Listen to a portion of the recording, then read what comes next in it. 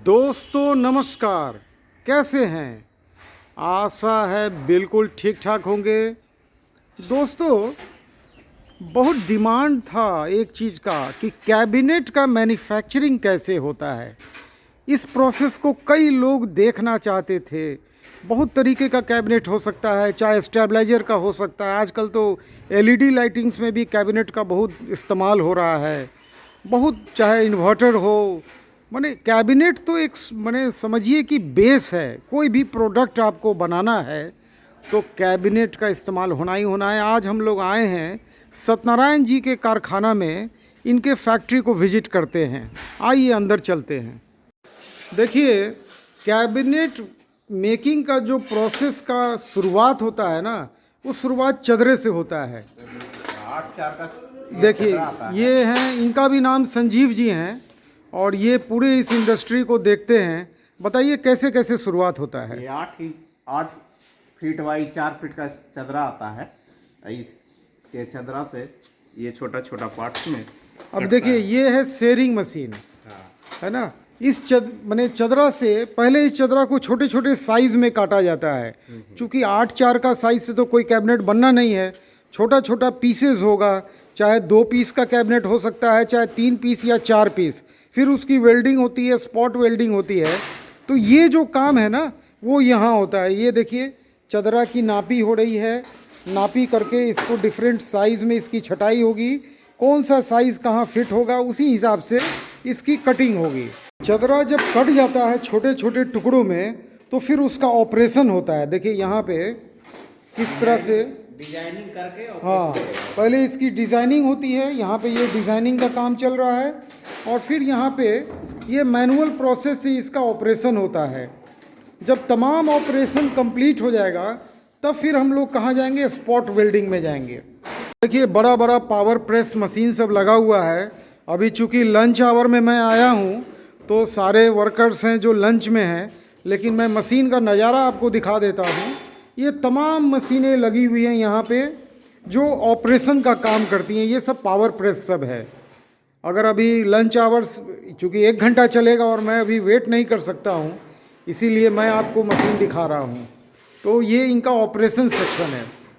यहाँ पे देखिए, स्पॉट वेल्डिंग का काम होता है। थोड़ा सा डिटेल में बारीकी से मैं आपको दिखाता हूँ।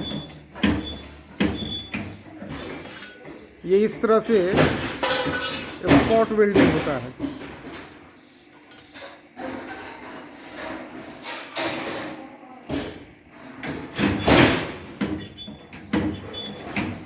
ये जॉइंट्स जो होते हैं ना, उसको वेल्डिंग कर दिया जाता है। और ये एल लगा के वेल्डिंग कर रहे हैं ताकि थोड़ा भी उसमें एरर नहीं रहे। ये स्पॉट वेल्डिंग के बाद ये कैबिनेट अपने आप में पूरा कंप्लीट हो गया। कंप्लीट हो जाता है। ये टूटता नहीं है।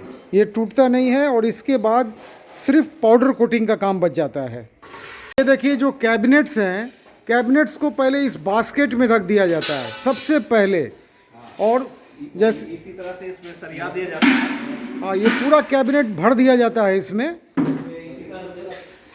इसी तरह से सरिया ठीक है। इसके बाद ये कौन से, देखिए, 7 टैंक का ये पूरा ट्रीटमेंट प्लांट है। जब पाउडर कोटिंग के पहले कैसे 7 टैंक का ट्रीटमेंट होता है, इसके बारे में जानकारी मैं आपको देता हूँ। सबसे पहले ये जो आप देख रहे हैं, ये जो बड़ा सा टब है, ये टब में डीग्रीजिंग, मतलब जो तेल वगैरह, ऑयल वगैरह सीट में लगा रहता है, वो सब इसमें से निकल जाएगा। इसके बाद दूसरे टैंक में इसकी धुलाई होगी। तीसरा टैंक जो होगा, डी रस्टिंग होगा, मतलब अगर जंग वगैरह कुछ भी होगा तो जंग इसमें निकल जाएगा, रस्ट निकल जाएगा। फिर इसकी यहाँ पे धुलाई होगी और धुलाई के बाद यहाँ पे फॉस्फेटिंग होगी और फॉस्फेटिंग के बाद फिर से धुलाई होगी और तब ये पैसिवेशन। इस तरह से ये जो आप देख रहे हैं 7 टैंक का ट्रीटमेंट प्लांट है ये। इसके बाद कैबिनेट जो होता है वो पाउडर कोटिंग के लिए एकदम रेडी हो जाता है। आइए आगे चलते हैं, पाउडर कोटिंग का यूनिट दिखाते हैं।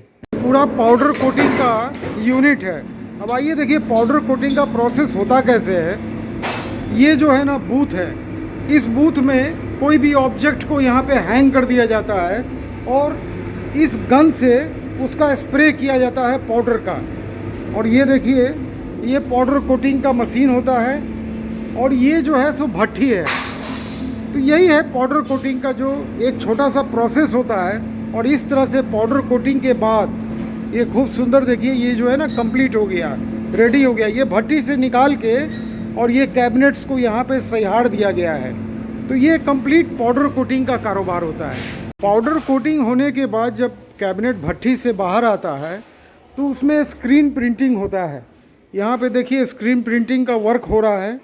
यहाँ पे अभी मैडम पूरा सेट वगैरह कर रही हैं, तैयारी हो रही है और तैयारी के बाद इसकी स्क्रीन प्रिंटिंग होगी। ये जो कैबिनेट्स वगैरह सब लगा हुआ है उसको देखिए स्क्रीन प्रिंटिंग यहाँ पे जैसे कोई मैटर होता है उसका स्क्रीन प्रिंटिंग किया जाता है। ये बड़ा बड़ा कैबिनेट सब लग रहा है, 5 kVA स्टेबलाइजर का कैबिनेट होगा।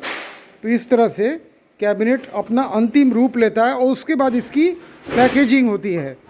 यहाँ पे देखिए कैबिनेट सब पैक करके रखा हुआ है और ये फिर रेडी फॉर डिस्पैचेज है। यहाँ के बाद कैबिनेट सीधा जिस कस्टमर का है उसको वो डिस्पैच हो जाएगा। तो ये है कंप्लीट प्रोसेस। आइए अब आपको मिलाते हैं इस पूरे कारखाना की एक महिला से जो मेन पर्सन है जिनकी मेहनत ने आज इस इंडस्ट्री को इतना बड़ा शक्ल दिया है। आइए मिलते हैं आशा प्रसाद जी से। ये वो महिला हैं जो इस कारोबार को यहाँ तक लेके आई हैं। इनके पति सत्यनारायण प्रसाद जो कि बिहार सरकार में एम्प्लॉय थे और ये जब रिटायर किए तो वो भी अपनी पत्नी का साथ दिए इस व्यापार में। और संजीव जी इनके दामाद, आज यही तीनों आदमी मिलके इस कारोबार को एक नई ऊंचाई प्रदान कर रहे हैं। सच पूछिए तो बिहार में इतना बड़ा कारखाना स्थापित करना कोई मामूली काम नहीं है। तो आप बताइए आशा प्रसाद जी, कैसे कैसे आप इस कारोबार को यहाँ तक लाएं? शुरू में छोटे पैमाने पर इसे मैंने शुरू किया था। मैं और 5-6 लेबर के साथ शुरू किया था, लेकिन डिमांड इतनी बढ़ी कि 1 साल में ही उसे पावर प्रेस कई गो ला करके काम को बढ़ाना पड़ा। और बताइए आपको कितनी दिक्कतों का सामना करना पड़ा? एक महिला होने के नाते आप व्यापार में आई, आप इंडस्ट्री चलाना शुरू की, तो कितनी तरह की दिक्कतों का आपको सामना करना पड़ा? क्योंकि आपके पति खुद सरकारी कर्मचारी थे तो वे तो आपका उस समय साथ नहीं दे सकते थे। तो कैसी कैसी परिस्थितियों से आप गुजर के यहाँ तक इस कारोबार को लाई हैं? लेबर के साथ मिल करके ही काम को आगे बढ़ाया। देखिए सबसे बड़ी बात है, एक महिला होने के नाते मैं जहाँ तक जानता हूँ स्क्रीन प्रिंटिंग भी में ये खुद माहिर थी। माने अगर कैबिनेट का निर्माण लेबर लोग करते थे तो ये मालकिन होके खुद स्क्रीन प्रिंटिंग, जैसा ये बता रही थी, ये स्क्रीन प्रिंटिंग के कार्य को बढ़ाती थी। मैं काम 1989 में ही शुरू किया था और इसका सामान है जो कलकत्ता से मंगवाया जाता था, रॉ मटेरियल। प्रारंभ में EI कोर जो छोटे छोटे transformer, voltage stabilizer, charger, inverter में प्रायः यूज होता था, वो 0 नंबर से 8B तक माने उसको मैन्युफैक्चरिंग किया जाता था। तो लेकिन इसमें सबसे बड़ा प्रॉब्लम ये था कि रॉ मटेरियल जो कलकत्ता से आता था वह इतना कम पूंजी होने के कारण थोड़ा माल आता था या 2 दिन 4 दिन में समाप्त हो जाता था। इस तरह से मैं दिमाग में बात ये आई कि इस धंधे को कन्वर्सन करके कैबिनेट में किया जाए। कैबिनेट का रॉ मटेरियल सीट जो है CR सीट पूरे पटना में सभी दुकानों में मिलता था, इसीलिए इसको शुरू किया गया। 1995 में इसको कैबिनेट को शुरू किया गया और उस समय से, जिस समय की बिहार और झारखंड अलग नहीं था, उस समय से जो है कैबिनेट का काम पूरे बिहार के सभी शहरों में ये बना करके अगर लोग ग्राहक आते थे और उनको सेटिस्फैक्ट्री काम करके दिया जाता था। आज भी वो वही काम जो है किसी प्रकार का आयरन सीट से छोटे बड़े पतला जो भी है इस लाइन का सभी प्रकार का कार्य किया जा रहा है। और पाउडर पेंट भी हम 2000 में लगाए थे। तो उस समय इस लाइन के पेंटिंग सिस्टम में बिहार के किसी के पास ये पाउडर पेंट नहीं था जिस समय मैंने लगाया था, जिसके कारण भी मुझे काफ़ी ग्राहकों आने लगे और अच्छी धंधा हुआ। मुझे तो साइड से जो भी समय मिला अपने कार्यों के ऑफिस के कार्यों के अलावे, उसमें मैंने हर तरह का सहयोग दिया। लेबर को ट्रेंड करना है या अपने किसी चीज़ का डिजाइन करना है, कहीं से कोई सामान मंगवाना है, इस तरह से का सामान मंगवा करके बहुत ही परेशानी तो होती थी। लेबर के भरोसे काम ही चलता था। आइए मिलते हैं संजीव जी से, जो इनके दामाद भी हैं और इस पूरी इंडस्ट्री को आज ये बहुत बारीकी से देख रहे हैं। आप बताइए अपने एक्सपीरियंस को इस इंडस्ट्री के बारे में।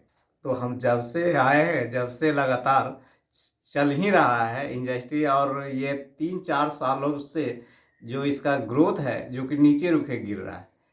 अब इसके जस्ट ग्रोथ को नीचे जाने का वजह क्या है? वजह है ये, जैसे ही ये नोटबंदी हुआ उसके बाद वो मार्केट नीचे रुके चला गया। उसके बाद जीएसटी शुरू हुआ, तो जीएसटी बहुत से लोग अभी बिल लेना नहीं चाहते हैं, इस वजह से नीचे रुके गया। और उसके बाद जो ये आया कोरोना के बाद और नीचे जाता रहा। ये सब कारण है नीचे जाने का। और उसके साथ साथ ये जो रेट इतना फ्लक्चुएट कर गया ये 3-4 महीने में रॉ मटेरियल का, जिससे कि ये परेशानी हो रही है। अच्छा, आपको कोई लोग संपर्क करना चाहें तो आप अपना मोबाइल नंबर बताना चाहेंगे, जो व्हाट्सएप नंबर भी हो? हाँ, मैं बताना चाहता हूँ। मेरा नंबर है 9334333452। एक बार फिर से रिपीट कर देंगे। 9334333452। चलिए दोस्तों, तो ये तो रहा कैबिनेट मैन्युफैक्चरिंग के कारखाने के ये 3 हीरोज़ की कहानी। तो मिलते हैं फिर। आप लोग मेरे लाइव स्ट्रीम को भी ज्वाइन कर सकते हैं। मैं रोज़ 8 से 9 यूट्यूब पे लाइव रहता हूँ। तब तक के लिए अपने दोस्त संजीव वर्मा को विदा कीजिए। नमस्कार।